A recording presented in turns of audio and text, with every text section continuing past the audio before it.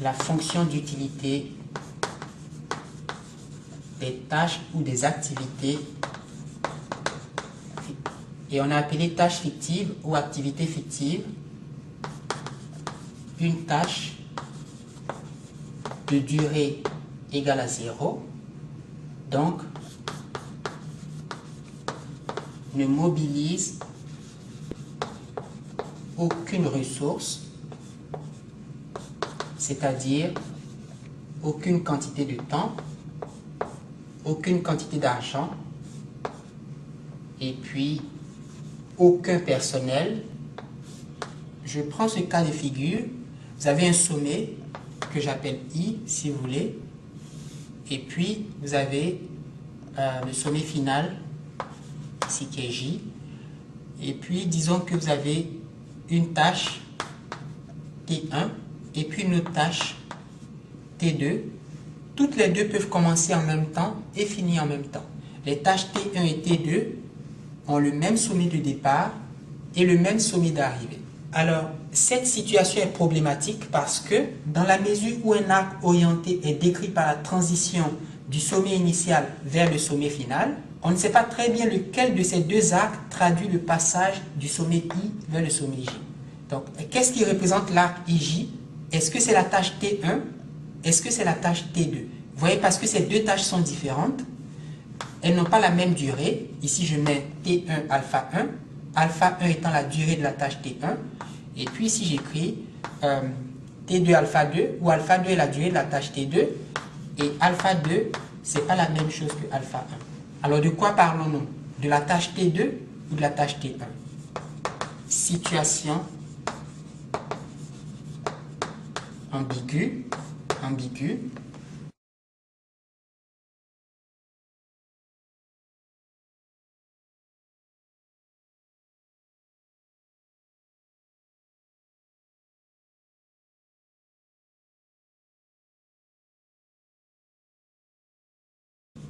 Et la solution viendra de l'introduction d'une tâche fictive, donc une tâche de durée nulle, et on va le faire de la façon suivante. Donc ici j'écris le sommet I, ici le sommet J, et puis je crée un nouveau sommet que j'appelle K. J'avais les sommets I et J, j'ai maintenant les sommets I, J et K.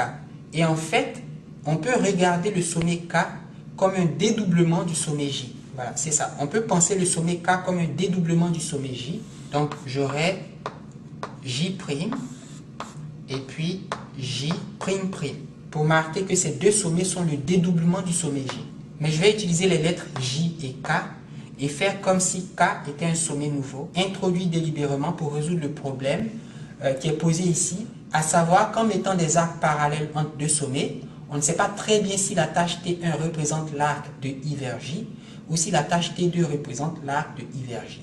Il y a confusion, il y a ambiguïté. Alors je réécris ici I, J,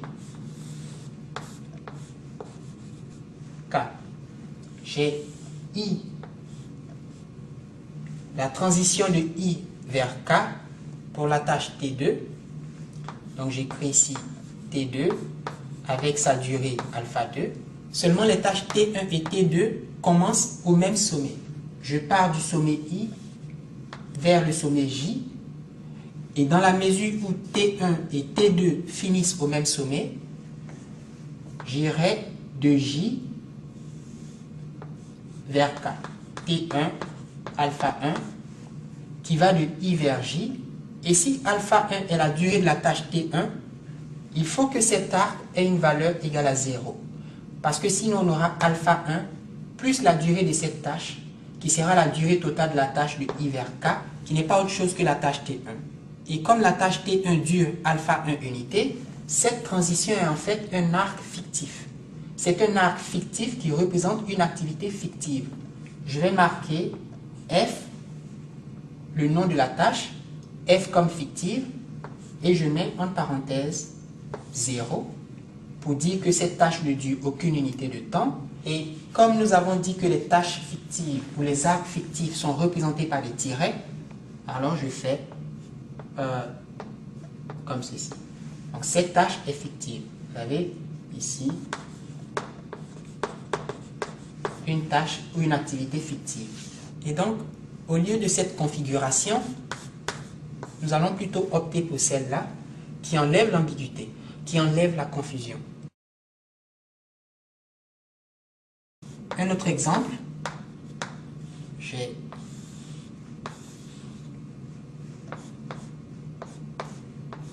trois sommets ici, et puis des arcs qui sortent de ces sommets. Et puis si j'ai un sommet,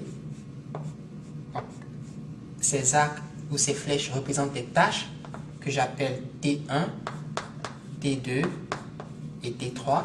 Bon, je peux mettre les durées, alpha 1, alpha 2, alpha 3, sortent de ce sommet deux tâches donc, qui finissent ici, que je vais appeler T4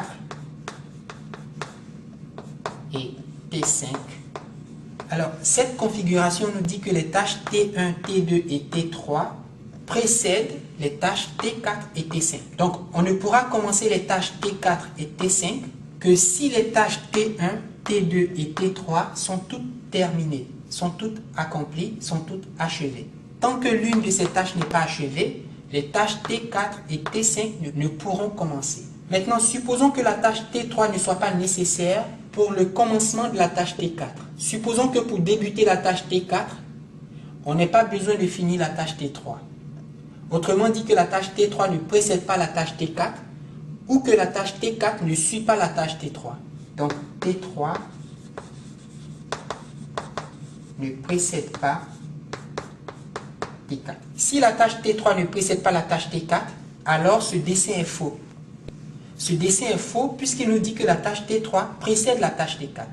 Alors, la tâche T3 précède la tâche T5, c'est vrai, et les tâches T1, T2 et T3 précèdent la tâche T5, il n'y a pas de problème. Mais cette hypothèse qui dit que la tâche T3 ne doit pas précéder la tâche T4 fait que cette configuration du réseau est inacceptable. Elle n'est pas utilisable parce qu'elle viole une règle de précédence et cette règle nous dit que la tâche T4 peut commencer sans que la tâche T3 ne soit terminée. La tâche T4 peut commencer sans que la tâche T3 ne soit terminée.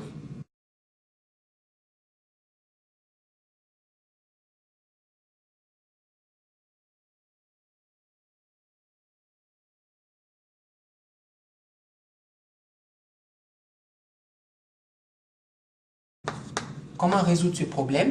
On va dédoubler ce sommet afin d'introduire une tâche fictive. D'accord? On va dédoubler ce sommet comme on l'a fait pour ce sommet qui a été dédoublé et le nouveau sommet on l'a appelé K. J'aurais pu l'appeler J'' et puis ce sommet J' pour montrer que ce sont des variations du même sommet. Mais j'écris J et K. Et pour ce sommet, nous allons introduire un autre sommet comme ceci. Au lieu de cette flèche ou de cet arc qui fait que la tâche T4 ne peut commencer que lorsque la tâche T3 est terminée, en plus des tâches T1 et T2, nous allons plutôt faire ceci, mettre ici la tâche T3 et sa durée, et puis ici la tâche T5 et sa durée. Donc j'écris ici T5 et alpha 5. Donc j'ai enlevé cet arc qui a été remplacé par cet arc. Et puis cet arc est remplacé par celui-là. Le graphe n'est pas complet puisqu'il faut que les tâches T1 et T2 précèdent la tâche T5. Et c'est ici que nous introduisons la tâche fictive. J'écris F, 0, F pour fictive et sa durée c'est 0. Et là nous voyons que les tâches T3, T2 et T1 précèdent la tâche T5, n'est-ce pas? T1, T2 et T3 précèdent la tâche T5. Le passage de T1 à T5 se fait par le biais d'une tâche fictive. Même chose pour le passage de T2 à T5. Et quant à la tâche T3, elle va directement à la tâche T5. Et dorénavant, la tâche T3 ne précède plus la tâche T4. La tâche T3 ne précède plus la tâche T4, ce qui était souhaité.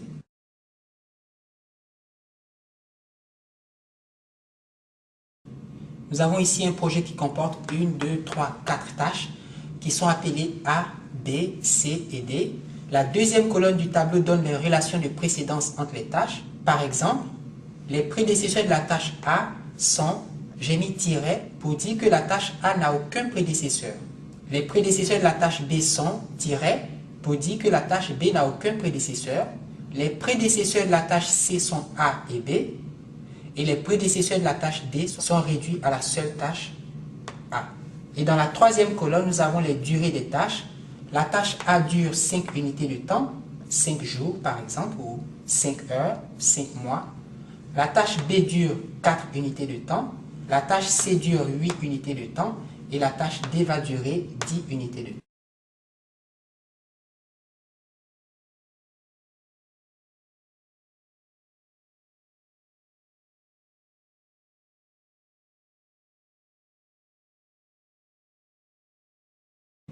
Alors, comme on l'a dit, le graphe commence toujours par un sommet début. Donc, j'écris ici début et finit par un sommet. Donc, le début du projet, le sommet qui représente le début du projet et ce sommet qui exprime la fin du projet. D'après les contraintes de précédence, les tâches A et B sont les seules tâches qui peuvent commencer immédiatement. Puisque ces tâches n'ont aucun prédécesseur, ces tâches peuvent commencer immédiatement. Donc, j'ai ici une flèche et puis ici une autre flèche pour marquer les tâches A et B. Je vais les allonger. Donc ici je mets A qui dure 5 unités de temps et B qui dure 4 unités de temps. Ce sommet représente la fin de la tâche A. Je regarde. La tâche C suit immédiatement la tâche A et la tâche B. Les tâches A et B qui peuvent commencer immédiatement précèdent la tâche C. Les tâches A et B précèdent la tâche C. Or, ici j'ai A, ici la tâche C qui dure 8 unités de temps. Et puisque la tâche B doit précéder la tâche C, on serait tenté de faire un arc qui part du début jusqu'à ce sommet et puis marquer ici la tâche B avec sa durée. Donc je vais enlever ceci. Les tâches A et B précèdent la tâche C. Or, la tâche A précède aussi la tâche B. Donc on pourrait faire quelque chose comme ceci. Et puis marquer ici D avec 10. D de durée 10 unités. Et après les tâches C et D, il n'y a plus aucune tâche. Donc, ces deux tâches pointent vers le sommet final, comme ceci. Donc on ferait comme ça. Fin pour dire qu'il s'agit du sommet final. Mais ce graphe est problématique. Il y a au moins deux problèmes. C'est qu'on a des arcs orientés parallèles entre deux sommets, ce qui est inadmissible.